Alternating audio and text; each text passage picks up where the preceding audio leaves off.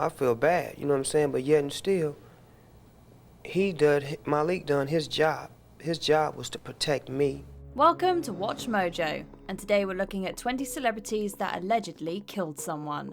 That's when Vince McMahon stands up in the ring and says, "We've just got word that Chris Benoit, Nancy, and Daniel have all passed away." For this list, we'll be looking at famous individuals who had either been convicted of killing one or more people deliberately or accidentally. We'll also include those who were heavily believed to have taken a life based on evidence or were accused of being an accomplice to a homicide. Which of these entries took you the most by surprise? Let us know in the comments.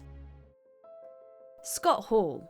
WWE star Scott Hall, who you may recognise by his ring name Razor Ramon, was a very successful wrestler who competed professionally for more than 30 years. In 1983, before his career took off, Hall was charged with second-degree murder for the death of a man in Orlando, Florida. Hall had gotten into a fight outside of a nightclub and ended up shooting the man with his own gun. Like, I drilled him, he went down and his shirt went up and he was reaching for the gun, so I reached for it too. Although that could easily have ended his career before it even started, the burgeoning wrestler insisted that he'd acted in self-defense. After an investigation was carried out, the charges were dropped. Interviews with Hall would later suggest that the memory of this dark moment stuck with him throughout his life. A guy's dead, and I'm the reason, and this is bad. Caitlyn Jenner. In 2015, Olympic gold medalist and reality TV star Caitlyn Jenner made headlines for a very grim event. She was driving her Cadillac SUV when she got involved in a very ghastly accident. Seen here walking around the scene, surveying the damage. A white Lexus decimated and smoking on the side of the road. A woman named Kimberly Howe was driving when her car hit the back of a Prius that stopped short. A few moments later, her vehicle was then hit by Jenner's. This second impact turned out to be fatal when Howe's car was sent into the path of a Hummer. It sounded horrific. The cars looked demolished. She unfortunately died at the scene. Jenner escaped the accident unhurt and was cleared of any wrongdoing by prosecutors. She, however, settled a civil lawsuit with the victim's family. Charles S. Dutton. Emmy-winning actor and director Charles S. Dutton rose to fame in the 90s for his leading role in the Fox sitcom Rock. I pay the rent, and it's my TV, and I watch what I want. You understand? That chair been messing with you again? He also had supporting roles in successful films such as Alien 3 and Menace to Society. Years before his foray into the life of glitz and glamour, Dutton picked up boxing and began fighting in amateur circles. When he was a teenager, he found himself in hot water when he stabbed a man to death during a fight in 1967. Dutton claimed that the man attacked him with the knife first, and he was only acting in self-defense. But he still pleaded guilty to manslaughter and was handed a 5-year prison sentence. I speak in prisons all the time, Roland, all over the country, and it's getting more difficult because of the amount of time they're handing these young African-American Latino men. 20, 30, 40, 50 without years. parole. Brandy. In 2006, Grammy award-winning singer and actress Brandy Norwood appeared as one of the judges on the competition show America's Got Talent. It's different, it's hot, it's right now, it's just what this competition needs. After a successful first showing, Brandy declined to return for the second season due to a major traumatic event she was involved in that year. Brandy's car had run into the rear bumper of another car during a multi-vehicle collision that occurred on the 405 freeway in Los Angeles. The driver that was hit later succumbed to the injuries she sustained after being taken to the hospital. You were so devastated that you didn't leave the house for 3 months. I did. It was a very, very hard time for me, but music pretty much saved the day, and just family and friends just supporting me. Although she was not arrested or charged for the accident, Brandy was sued by Abu Dihaj's family. She ended up settling the case out of court. Aaron Hernandez. Aaron Hernandez was an NFL star who played tight end for the New England Patriots. But his career came to a halt less than a year after renewing his contract with the team.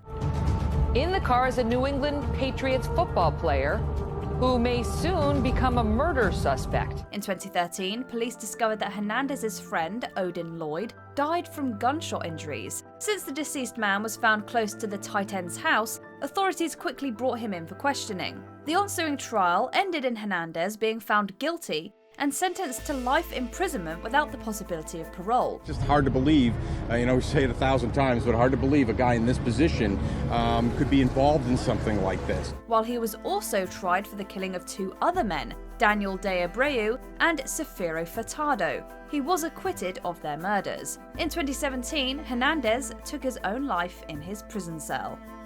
Johnny Lewis. Johnny Lewis gained recognition in the late 2000s for his role as Kip Half-Sack Epps in the FX series Sons of Anarchy. In 2011, the Los Angeles-born actor was involved in a motorcycle accident that left him with significant head injuries. Following the accident, Lewis began behaving strangely and racked up multiple arrests in just 1 year. This all built up to the tragic events of September 26, 2012. Lewis allegedly attacked and killed his 81-year-old landlady. After committing this act, he was also found dead in his landlady's driveway. Neighbors called, said there's someone screaming, I hear glass breaking. Our officers rushed up there. By the time we got there, Mr. Lewis was already dead. While the exact details of what happened that day are still hard to put together, that fateful day was full of tragedy. Lewis had struggled with chemical dependency and mental health issues. He was repeatedly in trouble with the law due to out-of-control behavior. In fact, he was just released from jail 5 days before his death. Keith Moon. On January 4th, 1970, The Who drummer Keith Moon went for a night out at the Red Lion pub in Hatfield, Hertfordshire. His entourage included his wife as well as his friend Neil Boland. Upon leaving the pub, the group was attacked by an angry mob of patrons that forced the drummer and his wife to retreat into a car. An intoxicated Moon attempted to drive the vehicle out of the horrible situation.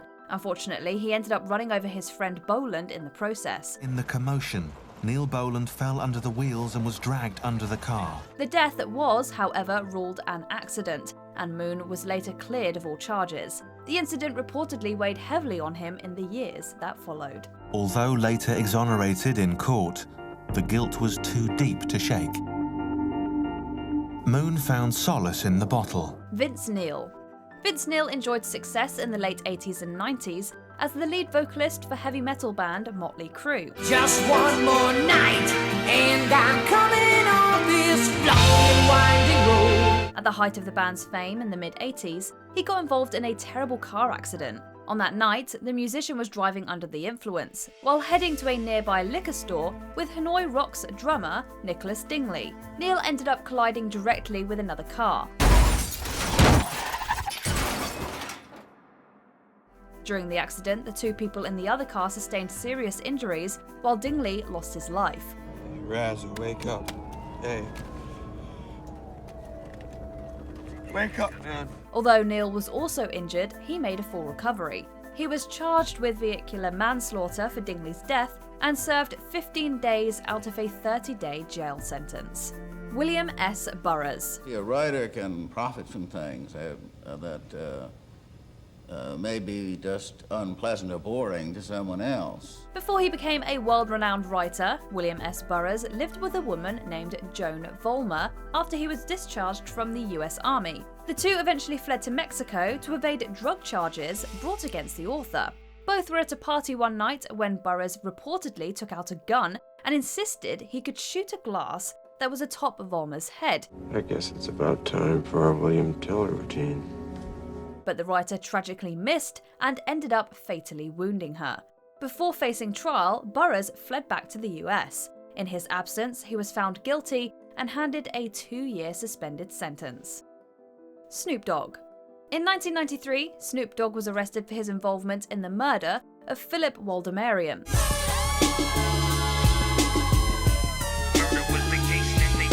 The 2 had plenty of bad blood prior to the incident. On one fateful day, Waldemariam allegedly threatened the musician before his bodyguard, McKinley Lee, fired at the attacker. Since Snoop Dogg was reportedly driving the car when Lee fired the fatal shot, he was considered an accomplice to the crime and charged with first-degree murder. The 2 hired notable celebrity lawyer Johnny Cochran to help defend them. The trial, which lasted about 4 months, ended in both Snoop and Lee being acquitted of the murder. We, the jury in above entitled action, find the defendant, Calvin Broderick, not guilty of the crime of murder in the first degree.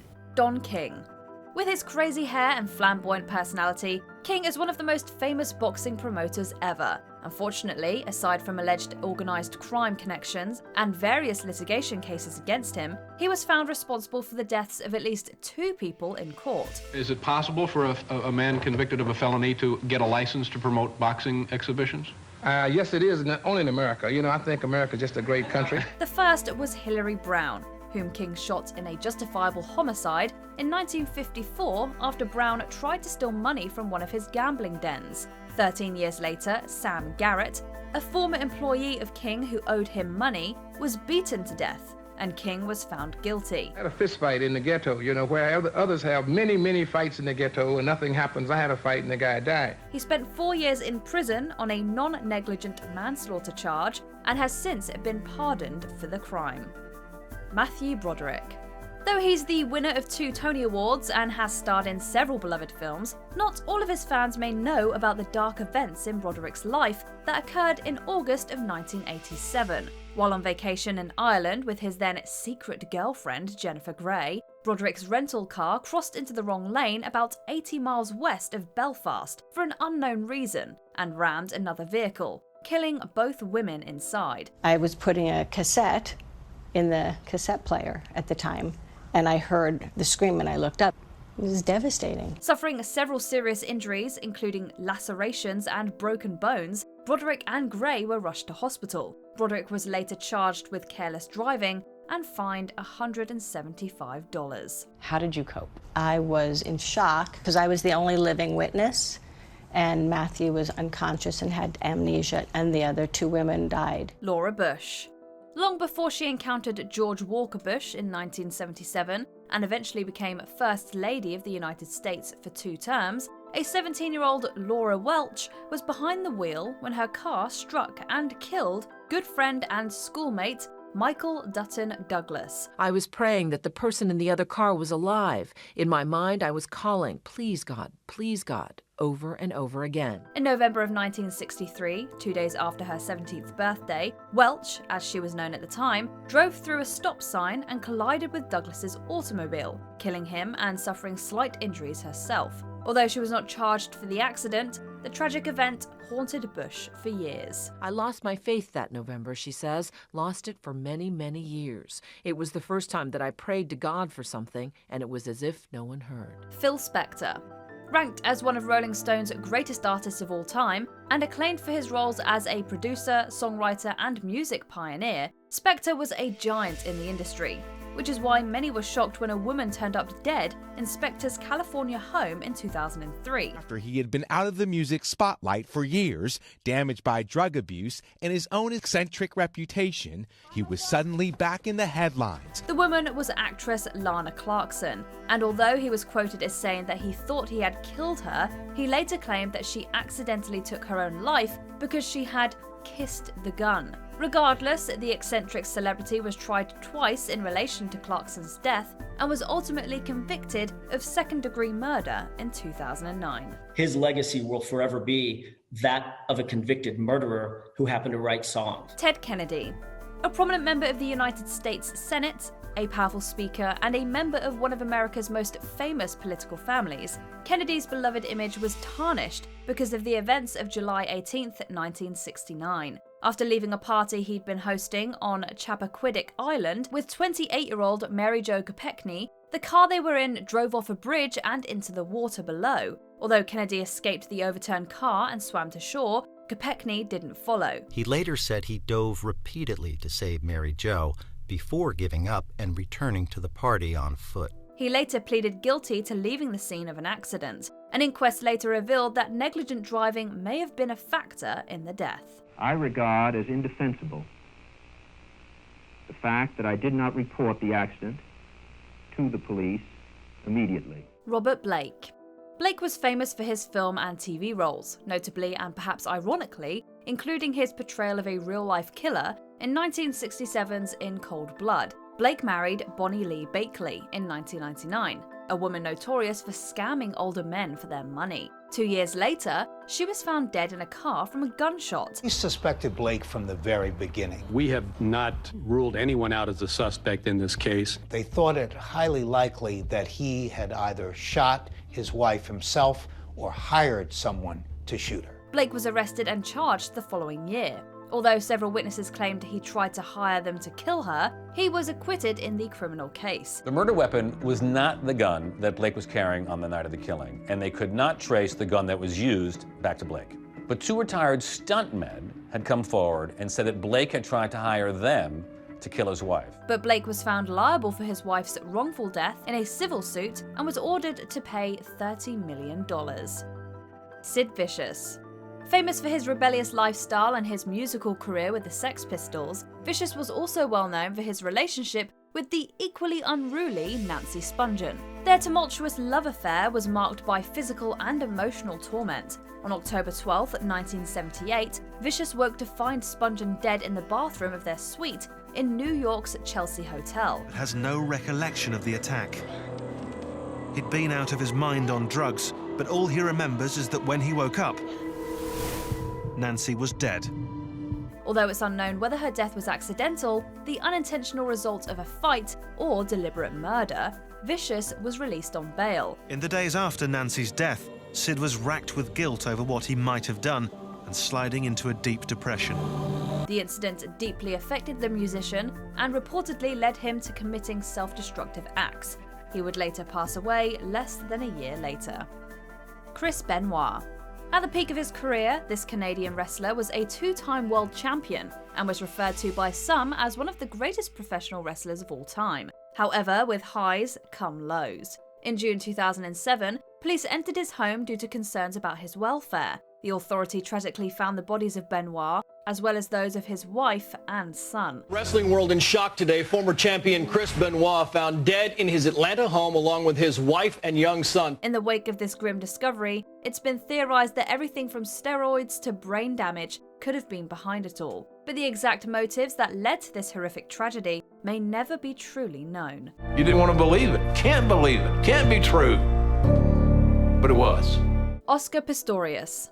This South African runner first made it to the news as a gold medal winning Paralympian. He would later make history as the first runner with an amputation to participate in an Olympic track heat. Although Pistorius was initially seen as an inspiration, everything changed in February 2013. On February 14th, he shot and killed his girlfriend, Riva Steenkamp, at his home in South Africa. He claimed that he thought she was a home invader. And recapping our breaking news story, Oscar Pistorius suspected of killing his girlfriend. He thought she was a burglar. Although Pistorius was found not guilty of the murder, he was found guilty of culpable homicide. After sitting in on multiple sentencing hearings and going to prison, it was reported that he'd be eligible for parole in 2023. Everyone has an image of Oscar Pistorius, this athlete taking gold at the Paralympics.